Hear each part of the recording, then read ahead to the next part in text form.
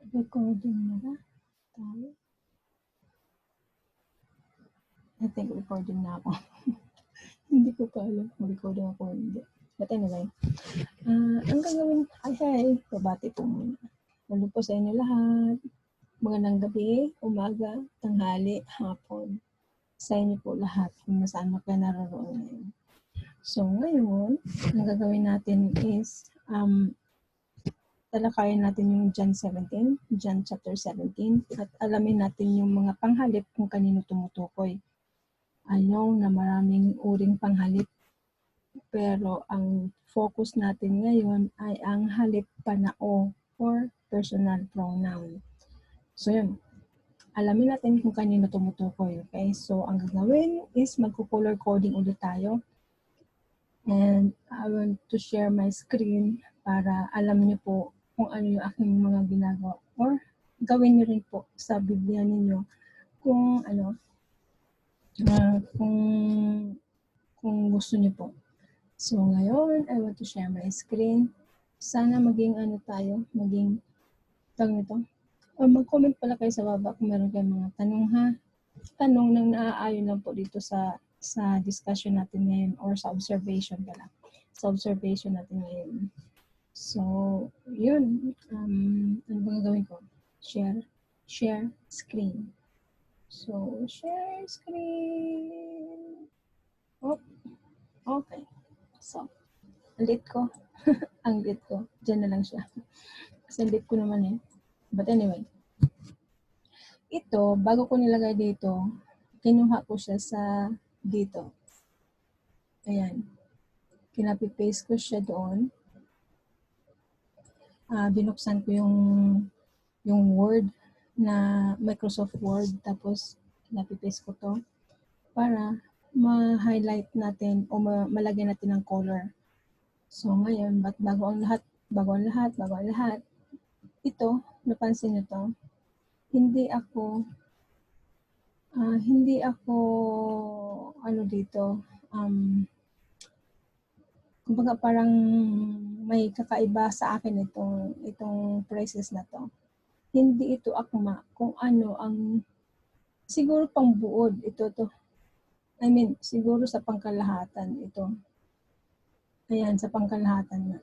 Ibig sabihin, pinakabuod na niya, pinaka-big picture na niya ito sa buong chapter 17. So, kung sa akin, hindi ito ang itatitle ko dito, pero magdedepende lang ako hanggang sa 5. So, ang magiging title ko dito, idinalangin ni Jesus ang kanyang espiritu. Okay? Oops. Comment sa baba, huwag umangal. Tayo nag-observe lang. Bakit ko sinasabi? Malalaman natin mamaya kung bakit ko sinabi na idinalangin ni Jesus. Bakit po ito pinamagatang idinalangin ni Jesus ang kanyang espiritu? Okay? Idinalangin ni Jesus sa Ama ang kanyang espiritu. Okay, so mag-color coding tayo. So punta tayo doon sa Word. Ayan. Okay. Ano bang gagawin natin? Hahanapin natin yung panghalip na panao. Okay? Or personal pronoun. Kung kanino ito patungkol. Okay? So, i-underline din natin yung mga pangalan. Halimbawa, yung pronoun. Pag sinabing pronoun, yung mga panghalip, di ba? Panghalip is yung pangalan. So, ito, Jesus. So, ano yung pronoun natin kay Jesus? Dito tayo. Ito. Si Jesus. Yan. Blue. Pagkasabi ni Jesus ng mga ito, tumingala siya. Sinong siya? Sinong tumingala? Sinong tumingala? Si Jesus, di ba? Kasi ito yung ibig sabihin, ito yung panghalip, di ba? Ito yung panghalip. So, Sinong siya? Si Jesus. So, lagyan natin yan. Ipapareho natin color. At tumingala sa langit at kanyang sinabi, Ama. O, merong pangalan. Ito pangalan ito kasi hindi naman ito panghalip eh.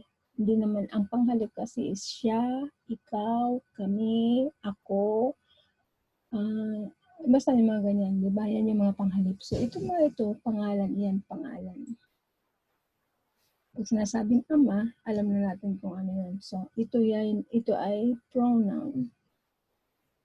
Pangalan. Pangalan. Okay?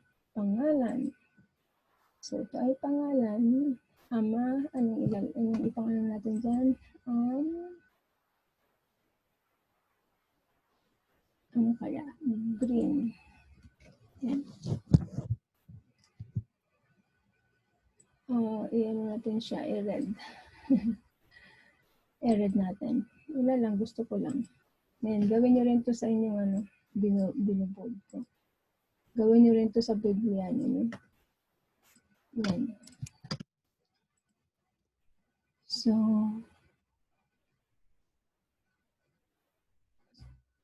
pagkasabi ni Jesus na mga ito, tumingala siya, sino siya? Si Jesus.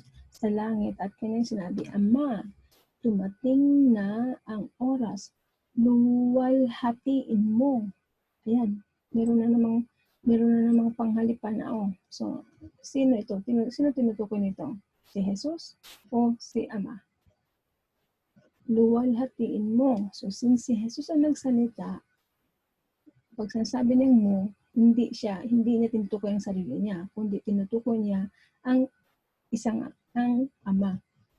So, ito tayo. Tapos, iyan natin. I-bold. Ayan. Luwalhatiin mo ang iyong anak. So, may pangalan na naman. Sinong anak na to? Sinong anak ang tinutukoy ni Jesus nito? Sinong anak?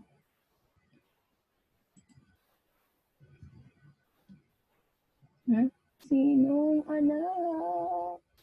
Underline na natin. Oops. Sinong anak? Si Jesus, di ba? Kasi alam natin sa Biblia na ang anak na pangalan ay ang Panginoong Kristo. Pag sinabing anak, pangalan iyan. Pag sinabing ama, pangalan iyan. Meron lang identity, yung individual identification ang anak na ito, which is si Jesus. Ang ama, walang pangalan na kung anong pangalan man na individual identity kasi hindi naman siya nagkatawang tao, di ba? Ang sinabi lang ni Jesus na ama kasi nga iisa lang naman talaga ang ama tulad ng sinabi ng Panginoong Kristo sa Matthew, kung alam niyo yun, na iisa lang I'm not sure kung saan siya sa gospel sa four gospel sinasabi niya iisa lang ang ama na sa langit. So, di ba? So, isa lang ang ama. So, ang ama, pag sinasabing ama, wala siyang pangalang individual. Kasi pag sinabing ama, in general, di ba?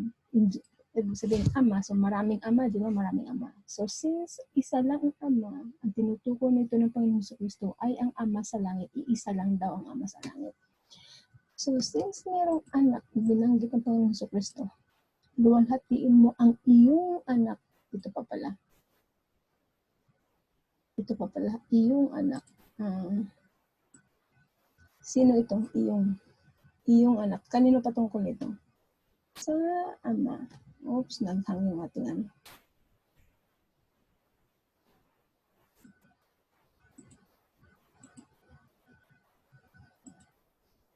Diba?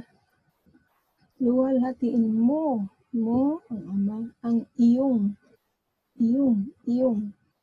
ang ama pa rin, anak, upang luwalhatiin ka. Kanino yan? Kay ama. Sinong niya? Ito iyong, di ba? So, kanino patungkol yan? Sa ama. Itong niya, Sino ito? Sino yan?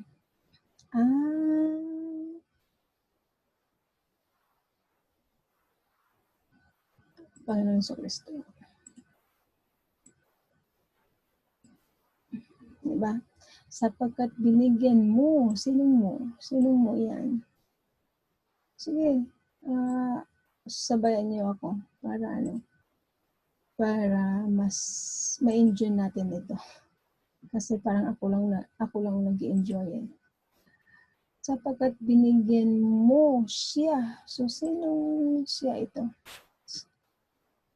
Ha? Kanino patungkol ito? Ano bang hinahanap natin? Panghalip na panahon. So, ito ay halimbawa. Itong mga to ay halimbawa ng panghalip na panahon. So, ito. Sinong siyang tinutukoy? Sinong nagsasalita? Si Jesus, diba? Si Jesus.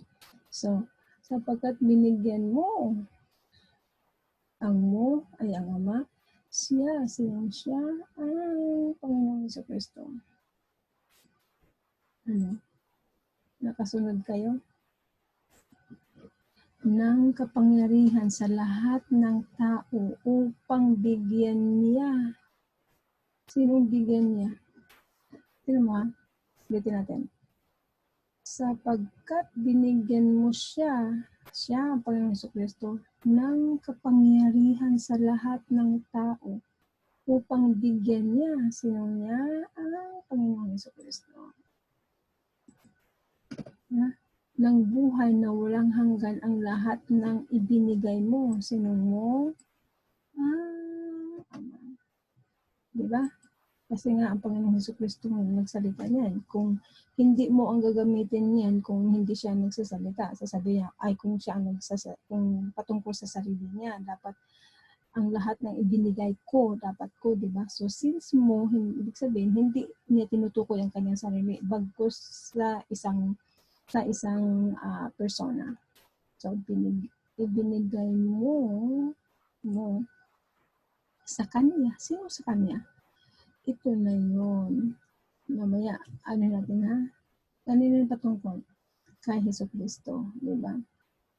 So, magtataka ngayon, bakit hindi naman ang pansariling panao, hindi dapat ko, di ba? Dapat ibinigay mo sa akin, dapat akin ang nakalagay dyan. Pero bakit sa kanya? Bakit hindi ni-refer ng Panginoong Jesucristo mismo sa sarili niya? Bakit nang sabing sa kanya? Bakit sinabi niyang kanya? Tingnan natin mamaya ha. Alamin na lang, tapusin na natin pagko-color coding at tingnan natin mamaya. Mamaya gagawin natin dito, i-underline natin yan. Kasi nga hindi ito patungkol sa katawang human being ng Panginoong Jesucristo eh. There's something na patungkol ito sa iba.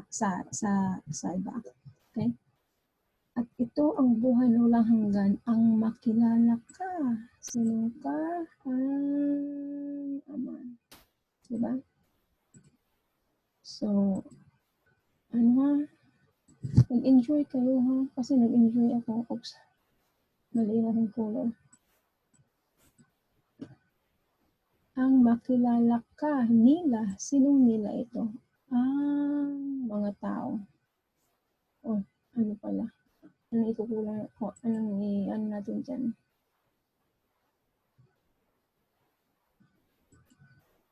Ay. Naisip ako ano na lang yan. Brown. Kasi nga, lupa. Lupa. Kasi tayo mga lupa. Lupang hinirang. So, gagawin natin. Ayan. Lang. Ito tao. Para ma-identify natin na tao nga. Na sa tao nga ito. Kasi, sasabihin natin panghalip na panahon, pero anong panahon to? Bakit nila? Diba? So, ito pala, may binanggit na pangalan na naman, tao. Tao. Kaya, yung panghalip na yan ay referring dito sa tao na to. Sa lahat ng tao daw, sa lahat ng tao. So, yun. So, general naman yan, tao, walang tinutukoy na walang pangalang Janet o walang pangalang Charles, di ba? Wala. Bagkus ang nakalagay dyan, tao, di ba? So, patungkol ito sa lahat ng tao. Katulad din ng ama, di ba? Wala din sinasabing specific na individual na pangalan ng ama nang dahil nga ama ang pangalan niya. Dahil nga, hindi nga, tulad ng sabi kanina, hindi siya nagkatawang tao. Ang Panginoong Jesucristo, nagkatawang tao, kaya siya may pangalan para ma-identify ang kanyang pangalan kung ano ang itatawag ng mga apostol sa kanya, ng mga taong nakakasalamuhan niya. Kasi nga, nagkatawang tao nga siya. Kailangan niya magkaroon ng pangalan, di ba? Pero ang ama, hindi naman nagkakaroon ng pangalan. So, wala din. Tulad ng bata, di ba? Kapag bata, pag hindi mo alam ang pangalan, ang sasabihin lang bata. Pero tinutukoy mo yung bata. Kasi hindi mo alam pangalan pero alam ng kausap mo kung sino yung tinutukoy mo. Hindi pwedeng ang ama o matanda kasi or tawag nito, or magbigay ka ng pangalan na halimbawa Janet, hindi kasi nga nakalagay lang dun bata, di ba? Ang tinutukoy lang bata, hindi mo alam yung pangalan ng individual. Okay? Ng individual na tawag sa kanya, yung pangsariling tawag. Okay? Pag sinabi lang bata. So, ganun din yung tao. Tao ay pangalan din, in general. Kaya itong panghalip na panao, itong nila na to, ay referring dito sa tao na to. Kasi nga, tinan mo, ito ang buhay na walang hanggan na makilala. Hanggang ang makilala ka, sinong ka, ang ama, nila, yung tao, na isang tunay na Diyos. Isang tunay na Diyos. Anuhin ko to. Isang tunay na Diyos. Ano ito? Iyan natin dyan. Gusto ko green din. Kasi nga, gusto ko siya green. And, no. Gusto ko siya red. Red. Yan. And, gusto ko siya white. Diba? Ang cute. So, nag-enjoy kayo. Ako, nag-enjoy ako. Yan. At, tinan mo, ang mabe-benefit natin dito, ang malaman kung ano ang nilalaman ng pangungusap na to o ng isang paragraph na to.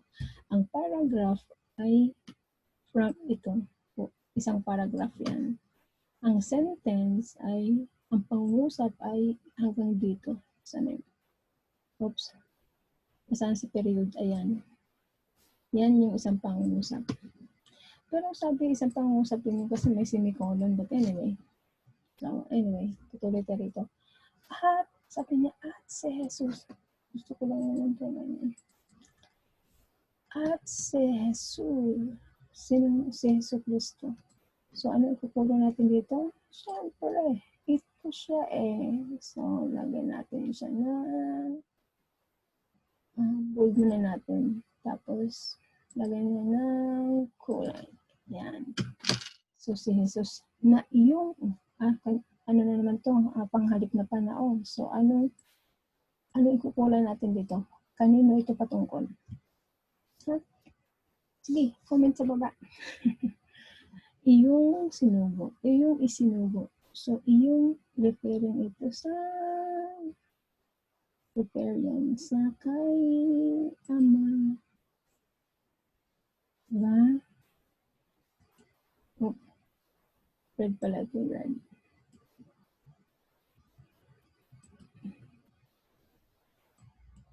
Iyong sinugo.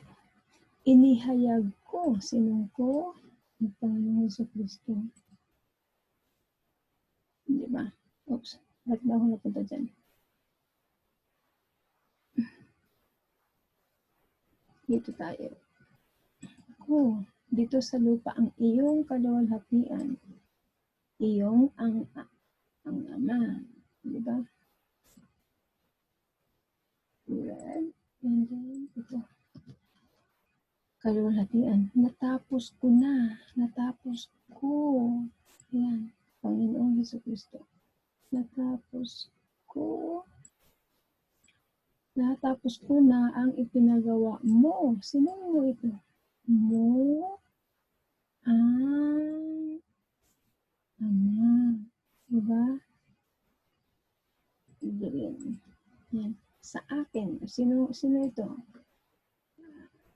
Singular pronoun. Singular personal pronoun ay ang Panginoong Jesucristo. Diba? Yan. Kaya Ama. O yan. Ano na naman siya? Kaya Ama. Kaya Ama. Ipagkaloob mo. Sino itong mo? Ha? Sino yang mo? Ay, very good, very good. Very good, very good. Saan? Ay, ano ba yan? Tira mo, nagkamali na tuloy. Mo. Sino mo? Mo.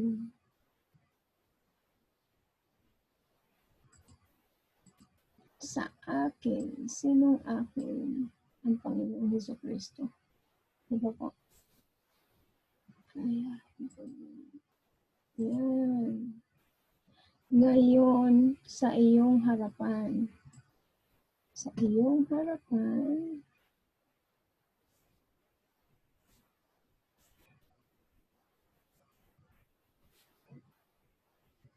Sa iyong harapan. Ang kaluwalhati ang tanglay ko. Sinong ko? Sinong ko ito? Ang Panginoong Hesus. Tara mo ha? Ito, saka lang ha? Tinan mo ha? Sino ito ngayon kumpara dito? Bakit dito ginamitan ng Panginoong Jesucristo ang salitang ko? Bakit dito ginamit niya kanya? So malalaman natin mamaya-maya pagkatapos malapit tayo matapos mag-color coding. Okay? Sa piling mo,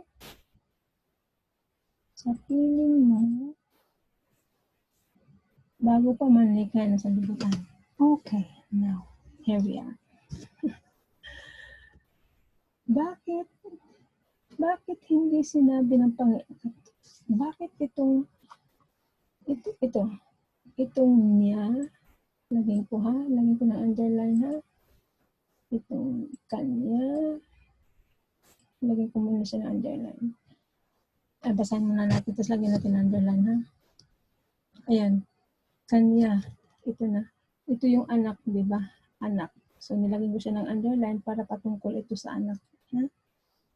So, ito. Pagkasabi ni Jesus ng mga ito, tumingala siya, sino siya? Si Jesus sa langit at kanyang sinabi, Ama. Sinong kausap ng Panginoong Jesucristo? Ang Ama. Sa pamamagitan ng panalangin. Dumating na ang oras, luwalhatiin mo ang iyong anak upang luwalhatiin ka niya. So, bakit hindi sinabi ng Panginoong Jesucristo kung ang Panginoong Jesucristo ng salita nito, bakit hindi niya sinasabi, Ama, dumating na ang oras, luwalhatiin mo ako. Bakit hindi niya sinabi yan? Luwalhatiin mo ako. Bakit ang sinabi niya, luwalhatiin mo ang iyong anak? Bakit niya sinabi yan? Kasi, itong anak na ito kasi, yan yung divine deity ng Panginoong Jesucristo. Ito yung divine, o ito yung kanyang divinity. Ang kanyang deity bilang isang Diyos na kaisa ng Ama. Bakit hindi niya sinabi niya, luwalhatiin mo ako? Kasi, tingnan mo kasi si Jesus ang nagkatawang tao. Nung hindi pa siya nagkatawang tao, ang pangalan lang niya ay anak. Kasi walang ibang anak ang Ama, walang ibang tinatawag na anak ang Ama, kundi si Jesus lang na nagkatawang tao. Di ba? Sa Hebrews 1 verse 5 hanggang 10, basahin niyo yun. Hebrews Hebrews chapter 1 verse 5 hanggang 10. Tingnan niyo doon na among sa mga angels, doon sa mga anghel na yun, sa mga angel, sino ang sinasabi ng Ama na tinatawag niya anak? Wala. Ang Panginoon Jesucristo lang, ang anak lang niya. Ang anak lang niya ang kanyang tinatawag. May isa doon sa maanghel na yun na tinatawag niyang anak. Pero hindi ibig sabihin na ang Panginoong Jesucristo ay anghel, dahil hindi siya anghel. Mababasa niya. Nagpapakita siya before na yung pre-existence ng Panginoong Jesucristo, nagpapakita siya bilang anghel.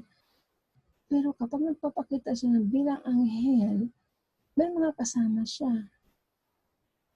Tulad na si Moses, di ba? Sino nga ba si Abraham pala? Si Abraham sa Genesis, yung inaano na magkakaanak si Sarah, di ba? Na may 3 anghel. See? Ang Diyos, yung anghel na yun ay Diyos, kasi sabi doon na ang 2 anghel bumaba sa Sodom at Gomorrah, pero the Lord stayed with Abraham. Di ba? Pagdating doon sa Sodom at Gomorrah, na pumunta sila kay Lot, tapos ang sinasabi, ang tawag ni Lot sa kanila, doon sa mga anghel ay Diyos, Lord, meaning Lord, L-O-R-D talaga. So, sino yun, di ba? Sino yung nandoon kay Moses na kausap ni Moses at kausap ni Lot, at sino yung nag-send ng fire from heaven, di ba? So, ano lang yun eh. So, but anyway, and anak, kaya ang sabi ng tinutukoy ng Panginoong Jesucristo ang kanyang pagka-divinity, dahil binanggit niya ang anak, ang salitang anak, kasi ang Panginoong Jesucristo ang anak ng Diyos Ama. Kaya nga may specific na Diyos Ama, saka Diyos Anak, Diyos Espiritu Santo, kasi nga Diyos nga sila, but hindi ibig sabihin na 3 ang Diyos. Dahil ang ibig sabihin ng Diyos ay divine being. Tandaan ha, ang ibig sabihin ng Diyos ay divine being, banal. Ang ibig sabihin ng Diyos ay banal. Banal, di ba? So, kung ang ibig sabihin ng Diyos ay banal, so ibig sabihin si Jesus ay banal. Ibig sabihin si Jesus ay Diyos kasi banal. Ang Ama ay banal. For banal na espiritu, banal na nga, of course, Diyos siya, di ba? So, ibig sabihin, yun na mismo yung kanila identity, banal. Ibig sabihin, Diyos. So, wala nang ibang banal kundi Diyos lang. Diba? So, sa Diyos na yan, merong 3 existence na communicated to each other. Itong persona na ito, 3 persona ang Diyos. Ang iisang Diyos ay 3 persona. Okay? So, kaya nga ito, tandaan natin ha, si Jesus ito, nagsalita, pero ang sinabi nito, Ama, dumating na ang oras, luwalhatiin mo ang iyong anak upang luwalhatiin ka niya. Kung si Jesus, ordinaryong tao lang, bakit na ito sinabi? Na upang, conditional, yung parang kondisyones para luwalhatiin din kita. Luwalhatiin mo muna ang iyong anak para luwalhatiin kita.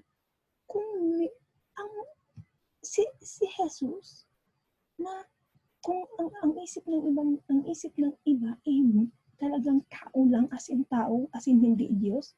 So bakit ngayon nagkukondisyon kinokondisyon ni Jesus o ng anak o ni Jesus, kasi nga si Jesus na ito, di ba?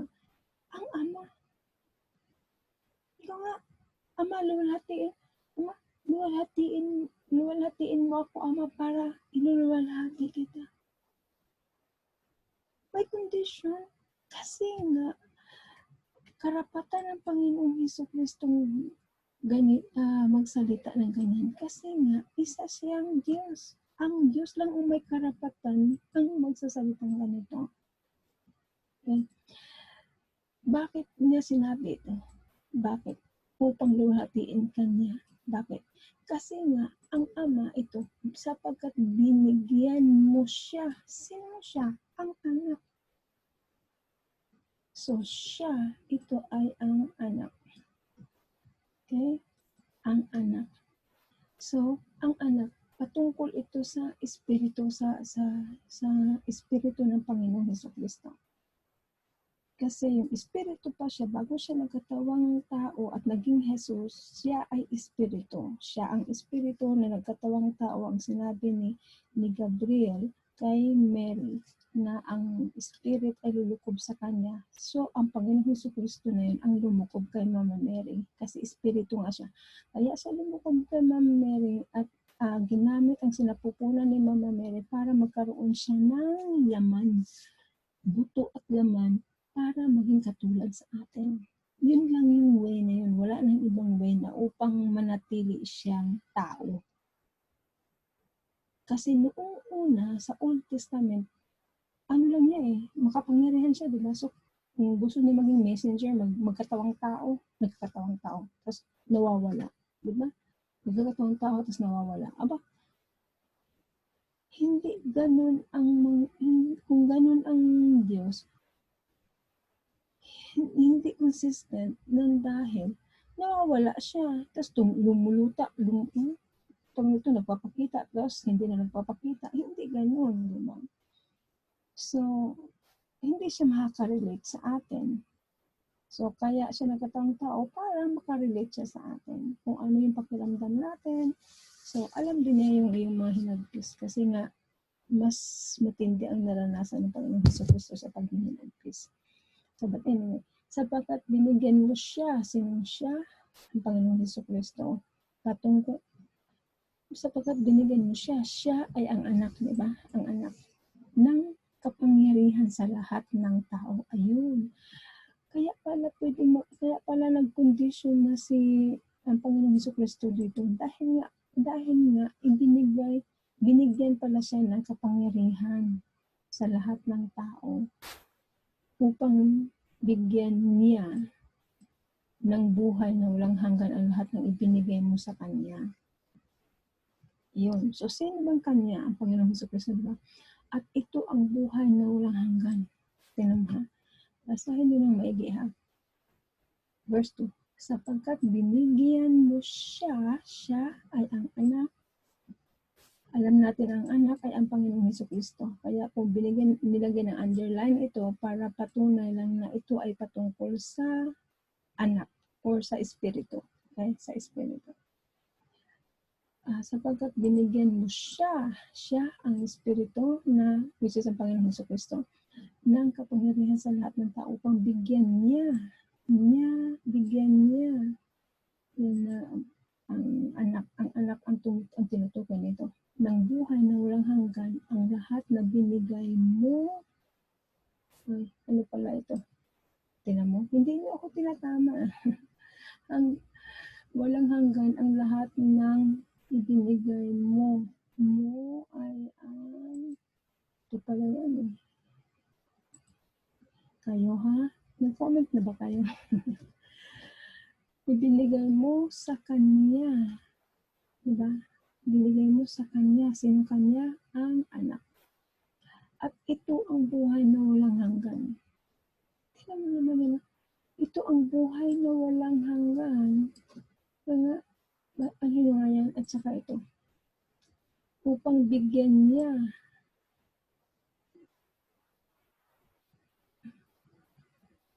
Buhay na walang hanggan. Ayan. Oops. Tingnan nyo. Diba? Sabi niya, patungkol ito sa anak patungkol ito sa anak. Sapagkat binigyan mo siya, patungkol sa Espiritu, di ba, sa anak, ng kapangyarihan sa lahat ng tao upang bigyan niya ng buhay na walang hanggan. Sino magbibigay ng buhay na walang hanggan? Sino ang magbibigay ng buhay na walang hanggan? Ang anak. Bakit ang anak? Nang dahil nga, ibinigay,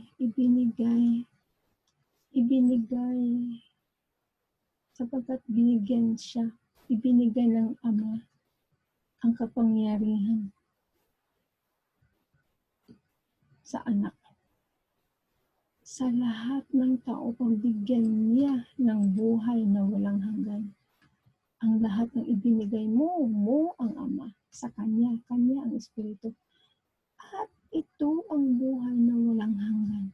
Ang makilala ka nila. See, ang buhay na walang hanggan ay ang makilala ka nila. So, ang Panginoong Hesukristo ang nakakaalam kung kinikilala mo ang Ama. Kasi siya ang magbibigay ng buhay ng walang hanggan. Siya, binigyan siya ng kapangyarihan sa lahat ng tao upang bigyan niya ng buhay na walang hanggan. So, kaya, ang sabi, at ito ang buhay na walang hanggan, ang makilala ka nila. Sino ka? Ang makilala ka. So, nasa Panginoong Hesukristo, kung magkaroon ka ng kaligtasan o buhay na walang hanggan, kung kikilalanin mo Ama sa pamamagitan ng Panginoong Hesukristo. Ang ito, yan tao, magkakaroon siya ng buhay na walang hanggan kapag kinikilala nila ang Ama. Kapag kasi si Jesus na ang may karapatan sa ating mga tao. Sa lahat, sabi nito, sa lahat ng mga tao. Sa lahat ng mga tao. Binigyan mo siya ng kapangyarihan sa lahat ng mga tao.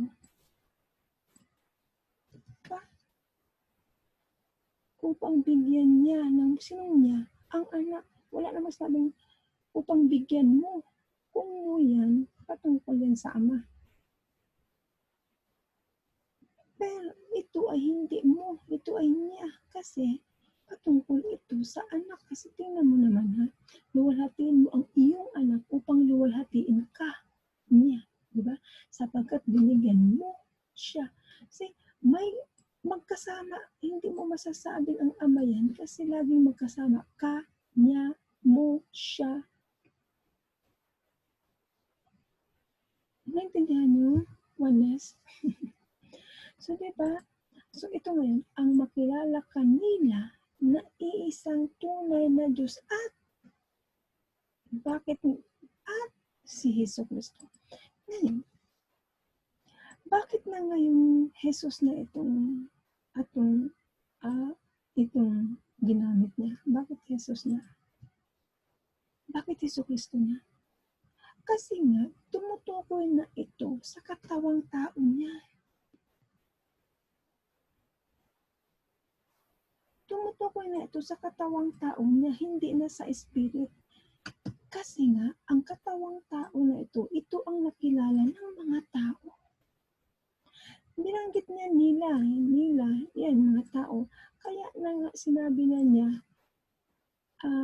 Hesukristo kasi ito ang kilala ng mga tao. Kaya naman anak ang ginamit ng Panginoong Hesukristo kasi ito ang kilala ng Ama, ito ang pangalan, ito ang anak ng Ama. Kaya anak ang binanggit niya. Ito, Hesukristo, nang dahil binanggit niya ang tao at ang kilala ng mga tao, ang pangalan ng anak ay Jesus. Kaya ang binanggit ng Panginoong Hesukristo ngayon ay ang sarili, ay ang katawang tao niya na iyong sinugo. Diba? Inihayag ko. Tinan mo, inihayag ko dito sa lupa ang iyong kaluwalhatian. Tinan mo, inihayag ko. inihayag ko dito sa lupa ang iyong kalwalhatian. Natapos ko na. Ikinuwento ng Panginoong Jesucristo ang kanyang mga nagawa. Natapos ko na ang ipinagagawa mo sa akin. Tinan mo, magkasama lagi yan. Tinan mo, magkasama. Kaya hindi pwedeng si Jesus ay ama dahil si Jesus ay anak. Hindi pwedeng maging ama ang anak. Diba? Kaya ama, ipagkaloob mo sa akin, magkasama ulit. Diba? Mo sa akin. Wala siyang sinabing ipagkaloob ko sa akin. Walang sinabi. Ang sabi ng panghalipanao, mo. Walang sinabing ko. Diba? Ngayon, ipagkaloob mo sa akin ngayon ang iyong sa iyong harapan ang kalulhati, ang taglay ko. Ayan. Tingnan mo, kalulhati dito. Iyong kaluwalhatian. Diba? Kaluwalhatian nino to. Kaluwalhatian ng ano. Diba? Kaluwalhatian ng ama. Mali na naman itong kulay ko. See, sabi na nga kaya talaga, inihayag ko dito sa lupa ang iyong kaluwalhatian. Yan, sa ama yan ha. Ang iyong kaluwalhatian ng ama. Natapos ko na ang ipinagawa mo sa akin. Kaya ama, ipagkaloob mo sa akin ngayon ang sa iyong harapan ang kaluwalhati ang taglay ko.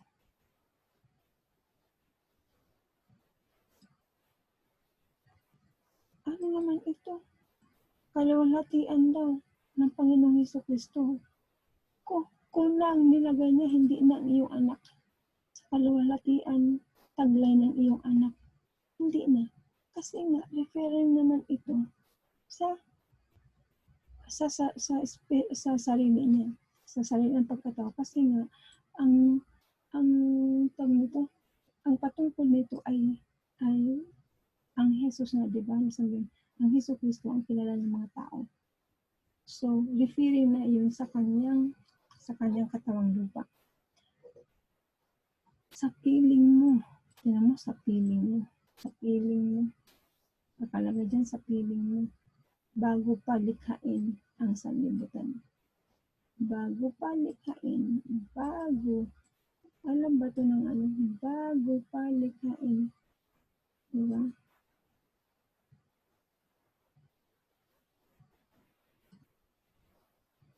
Yan. Bago pa likhain ang sanlibutan. So ngayon, tinan mo ha, ilang minuto tayo o isang oras na ata tayo nagaganito, pero worth naman dahil kapag lagi mong binalik-balik, paulit-ulit ang binabasa at iniintindi, maintindihan natin kung ano isinasaad ng salita ng Diyos. Itong mga nakasulat na ito ay salita ng Diyos. Okay? Salita ng Diyos. Kapag binabasa nyo ito ng malakas, parang ang naririnig nyo ay salita ng Diyos. Kasi nga, yan yung boses na ang boses mo kapag binasa mo ang salita ng Diyos, ang naririnig mo ay salita ng Diyos gamit ang boses mo. Okay? So, ngayon, simula ngayon, pag nag-aaral kayo ng salita ng Diyos, alamin ninyo yung panghalip panao. Unang-una muna. Yun muna ang observation nyo munang gawin. Obserbahan niyo muna ang panghalip panao bago ang lahat-lahat. Para kapag binasa niyo ulit po, mas maintindihan niyo ang inahahatid ng salita ng Diyos. Pagkatapos nun, basahin niyo ng malakas. Mas lalo niyo maintindihan. So yun. Hanggang sa muli po. Sana may natutunan. Hanggang sa muli po. Bye! God bless! Teka, mag-stop sharing muna ako. Sana may natutunan para ayun. So, nawa may natutunan kayo ha. At hanggang sa muli po. Bye-bye!